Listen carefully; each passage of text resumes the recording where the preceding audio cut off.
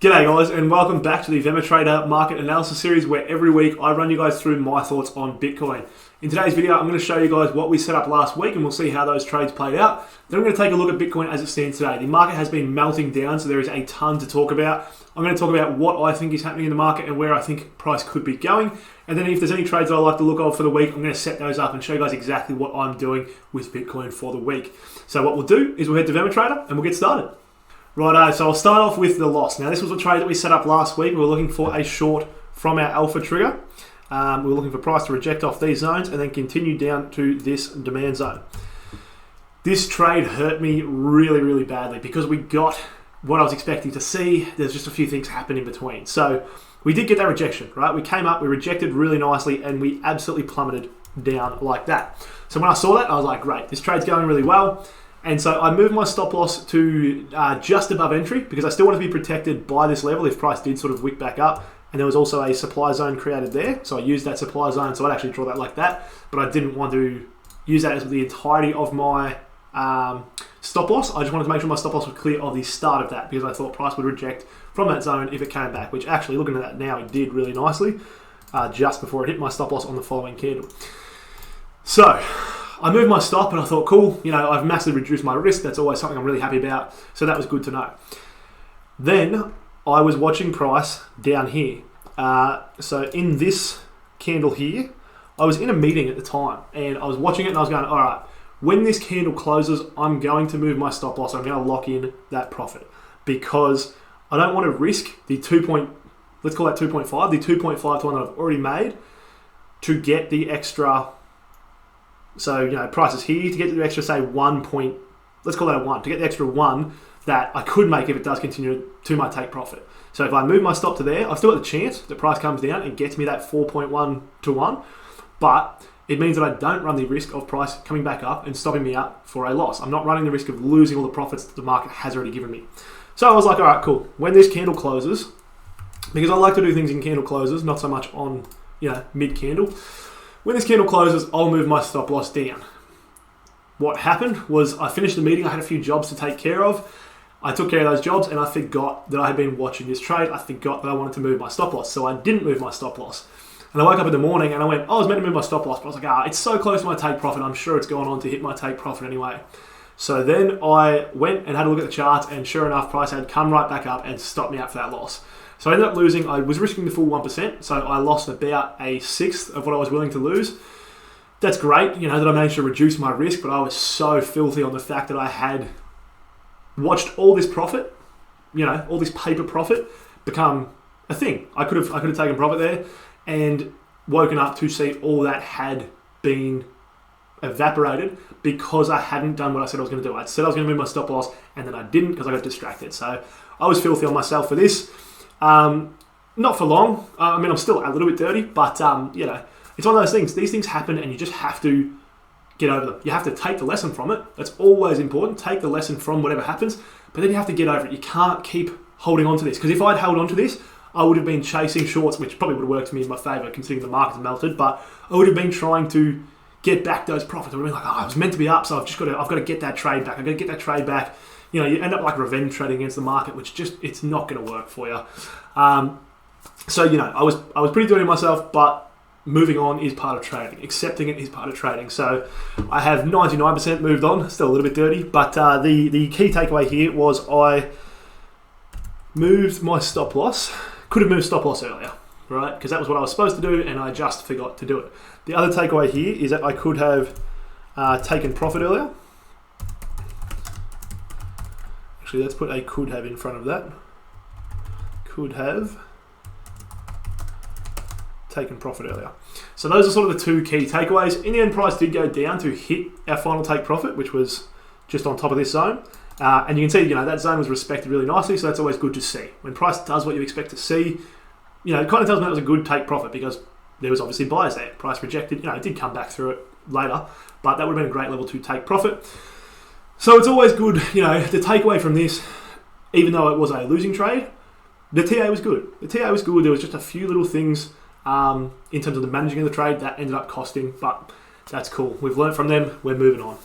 In happier news, we did also get a win last week. So this was the short from Delta, where we were looking for a cross candle close. So we're looking for price to close below this level because it had been a really strong level of support. We had wicked below it a few times. We hadn't closed down there. So I looked at it and I went, if we get it closed below there, that's a short that I really want to be in because I think there's a good chance we'll fall hard and fast if we do break that level. Now, the interesting thing to note here is we set this trade up nearly 3 weeks ago. So before it actually entered, it was 19 and a half days. So let's call that 3 weeks. That's why you'll often see me not remove trades that I've set up in previous weeks. I don't clear all my trades every week. You'll also see me often clear all my trades because there's just, they're just messing with my head a little bit when I've just got a few trades that I haven't looked at in a while or whatever it might be. But until I see a reason to remove the trade or something like that goes on, I'm pretty happy to just leave them there because there's a reason that I set them up in the first place. So until there's a reason to remove them, whether that is on the charts or in my head, I'm quite happy to leave them running. So, this has worked out really well for us in this case. Now, the only real takeaway from this that I have is that we took profit and price continued going. Now, that's fine, right? That, in my opinion, is kind of like a good problem to have because taking profit is a good... No one ever lost money taking profit is one of my favorite quotes. Most traders will struggle much more with not taking profit when they should have than taking profit too early and letting price continue. It's kind of the lesser of two evils if you take profit early because you're never going to catch the very top or the very bottom, and trying to do that is going to cost you an absolute fortune, and I know that because I've learned that myself, and also a lot of the great traders that I know have said similar things. So key takeaway here is price continued beyond my take profit. Now, I do like tagging that because if that keeps happening, I can start shooting for bigger targets, but in this case, really happy with the way this trade played out and really helped us soften the blow of that trade from that loss. So, always important when you have reviewed your trades, mark them as reviewed, and then you'll see they'll disappear from your trade. So if you are looking for your trades and they're not appearing there, what you want to do is come to your trade history and you'll see them start to appear in there. So that was this trade. You can see we set that up a few weeks ago. And now we're going to take a look at Bitcoin as it stands today. So on the weekly, things look awful, right? But one man's awful is another man's awesome, is a great proverb I just invented. But it really is, right? Even though things look bad, bad is subjective. Some people are quite happy because Bitcoin's coming down, they're buying on the cheap. Some people are devastated because they bought Bitcoin for a lot more than it's currently worth. That's the market, that's the way things work. It's one of those things where you have to accept the decisions that you've made, accept what's happened, and then just try and do the best with what you can going forward because you can't change the things that have already happened. That's life, that's also trading. So there's my little bit of philosophy for you. I'll try and stick to the charts from here. So what I'm actually seeing on the weekly and what I think is important. I've been speaking about this 20k level for weeks. That, to me, looks quite likely to be hit. From where we're at, I mean, we're nearly there already. I think it's more likely that we come down to hopefully find buyers there and then start heading up than we just start heading up from here. But, any big sell-off will stop at some point, so it could just turn around from here. It has been quite a harsh sell-off. And 20k might be front run. There could be a lot of people with buyers sitting there and front running that zone itself. So that could absolutely happen. But on the weekly, for me, I'm looking at coming down there. And if we do head to the upside, there's a pretty strong pause zone that we created last week, the week before, because that is today's candle. So I suppose the week before last. I would expect that to act as resistance if we do head back up there. It'll depend how quickly we head back up there. If we head back up there this week, that's going to show a lot of buying pressure. That might get melted. I've got to stop using melted. I reckon I've said that 8 times this video. But those are really the key levels I'm watching. This pivot zone is the strongest supply zone in my opinion, but it's a long way away. We have to get through this pause zone first to get there. So the pause zone is definitely something that's on my radar, and it lines up really nicely with the weekly EQ. So that's sort of where I'm looking at things on the weekly. Bias is still to the downside. Don't really see any reason to have it to the upside just yet. On the dailies, these are the key levels I'm looking at. So there's a few demand zones within the 19k sort of weekly pause zone that I'm looking at because I do like to refine my zones in that way. So they are about 18,300, 17,300, and we have 16,300. So that's nice and easy to remember. 18, 17, 16, 300 are sort of those levels. And the top of that weekly zone is 19. We're going to call that 300 because it sounds better. So sort of staggered around those areas. There was a demand level here that I was watching, but price has eaten that completely. So that no longer exists. So really this is what I'm looking at on the daily. To the upside, that level so we're looking at 31,000, I would think is likely to act as a strong supply zone. We have a pivot. Now, it's a bit of a pause, right? But price did come up. So that zone really held price nicely. We rejected out of it quite solidly, and then we came back up, retested, stopped me out of my short, ruined my day. Not actually, but yeah, stopped me out of that short and then tanked. So I think that zone is quite likely to hold if we do get back up there. There's also a daily EQ that we've sort of formed. It was relevant a while back, but it's a lot more relevant over the last couple of weeks than what it was back there. I think there's sort of like 1 or 2 touches a few months ago, and then we've had, it held quite solidly. So those levels I'm watching on the daily. Fibs are one that I always like to use, but you can't really draw them on at the moment because it's impossible to tell if this is where we've stopped, right? We haven't really started to pivot, and you need a pivot for fibs. So if I was to draw it currently, I wouldn't really consider that super valid, but that's sort of what I'd be looking at. 61.8 lines up with that EQ. Good chance it's going to look more like that sort of in time. So on the daily, really not anything super exciting to note. Bias is still bearish. Don't think a reason to change it to bullish. And those are the levels that I'm looking at. Righto, so on the 4 hours, I'm not seeing a whole lot, guys. I look at this and there's really no trades, or there is certainly no trades that I'm looking at placing today. In terms of trades that may interest me later in the week, there is potentially a short from this sort of area. We have the 2 supply zones. They're both pause zones, so not super strong, but they do line up with the daily EQ, and currently they line up with the 61.8 fibs on the 4 hour. If we draw it something like that. Now, as I said, fibs could change because they're not really set in stone because we haven't had that pivot. Excuse me. That's what I'm looking at in terms of trades for the week. I am not interested in longs from 20k. And when I say 20k, I'm actually talking about 20 to 15, right? It is a pretty big range, but we have to hit 20k before we can get to 15. And a lot of my trading, or the way I think about trading, is what's next. From then I can reassess, but there's no point speculating if we get to 20, what's going, or not no point, but until we get to 20, I'm not really speculating on what comes next. We may bounce, we may continue going. I'll reassess when we get to 20. And when I say 20, that could be down to 15. So, sorry guys, I'm a little bit frazzled when I do this. I think that's all that I'm talking about with the 4 hour. Yep, downside, upside, yep, that's it. If I do set up a trade later in the week, I'll post it in Discord and I'll potentially record a video like I did a couple of weeks ago when I set up a midweek trade. What I really wanted to talk to you guys about is psychology and is how you're doing, essentially, right? It has been a huge month in crypto. We had the Luna meltdown, we had Celsius, whatever's going on there, right? I'm not really into fundamentals and I'm really not into DeFi, so I don't actually really understand what's happening, but I know a lot of people got burnt by Luna and a lot of people are possibly in the process of getting burnt by Celsius because they've stopped withdrawals. I'm not sure if it's something that Celsius might recover and you can get your money back, or it's gone. I really don't understand what's happening there. I haven't really looked into it. That's one side of it, right? That's one side. The other side is just Bitcoin has tanked. Bitcoin and the crypto market as a whole is down 68%. Let's call it 69% because at least it brings some humour to this situation. It's down 69% from the all-time high.